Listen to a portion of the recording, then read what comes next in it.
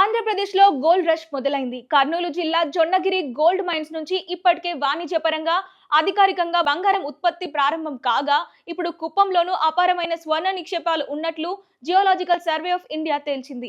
భౌగోళికంగా కర్ణాటకలోని ప్రసిద్ధ కోలార్ గోల్డ్ ఫీల్డ్స్ అంటే కేజీఎఫ్ సరిహద్దులకు అత్యంత సమీపంలో ఉండే కుప్పం పరిధిలోకి కూడా ఆ మైనింగ్ బెల్ట్ విస్తరించి ఉన్నట్లు శాస్త్రవేత్తలు గుర్తించారు. ప్రస్తుతం కర్నూలు జిల్లా తుగ్గలి మండలంలోని జొన్నగిరి ప్రాజెక్టులో అత్యాధునిక ప్లాంట్ ద్వారా భూగర్భ రాతి, ముడి చమురు మరియు బంగారాన్ని విజయవంతంగా వేరు చేస్తున్నారు.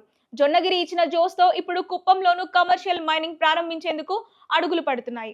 కుప్పం నియోజకవర్గంలో పలు మండలాల్లో బంగారానికి సంబంధించిన రాతి పొరలు విస్తరించి ఉండడంతో ప్రభుత్వం గనుల వేలానికి సిద్ధమవుతోంది. ఈ మైనింగ్ గనుక అనుకున్నట్లు ప్రారంభమైతే అటు ప్రభుత్వానికి భారీ ఆదాయంతో పాటు స్థానిక ఐటీఐ, డిప్లొమా ఇంజనీరింగ్ యువతకు వందలాది ఉపాధి అవకాశాలు లభిస్తాయి.